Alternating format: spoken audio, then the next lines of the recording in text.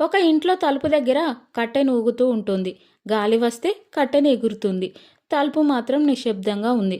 ఒకరోజు కట్టెన్ డోరుతో, గాలి వచ్చినప్పుడు నేను ఎగురుతాను, నువ్వు మాత్రం నిలబడి ఉంటావు. అందరూ నిన్నే బలమైన వాడివని అంటారు, కానీ ఎగిరేది నేనెందుకు నీకు అడ్డుగా ఉండాలి, నిన్ను కాపాడాలి అంటుంది.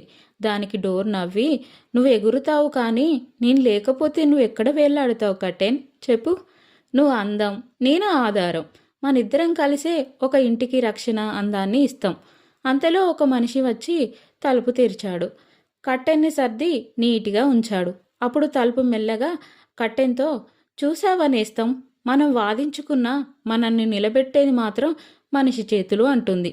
ఈ కథ ద్వారా నేను చెప్పేదేంటంటే, జీవితంలో ప్రతి విషయం, ప్రతి మనిషి ఒక దానిపై ఆధారపడి ఉంటారు. తలుపు అంటే కఠినత్వం, స్థిరత్వం. కట్టెనంటే మన భావాలు, సున్నితత్వం. మనిషి చేతులు మన నియంత్రణ, మన నిర్ణయాలు. జీవితంలో మన భావాలు కట్టెన్గా ఊగినా మనం స్థిరంగా డోర్లాగా ఉండాలి. మన చేతుల్లోనే మన నిర్ణయాలు ఉండాలి. ఎందుకంటే ఆ నిర్ణయం వల్ల వచ్చే బాధైనా సంతోషమైనా మనది కాబట్టి అది భరించాల్సిన బాధ్యత మనదే. కానీ మన జీవితం వేరొకరి చేతుల్లో ఉంటే దాని నుండి ఎప్పటికీ బయటికి రాలేవు. అక్కడే ఆగిపోతావు. నీ నిర్ణయం, నీ భవిష్యత్తు, నీ బాధ, నీ సంతోషం అన్నీ నీ చేతుల్లోనే నువ్వే నిర్ణయించుకోవాలి. ఎందుకంటే ఇది కేవలం నీ జీవితం, నీకు సంబంధించింది. సరైన నిర్ణయం తీసుకునే శక్తి ప్రతి ఒక్కరికి ఉండాలి.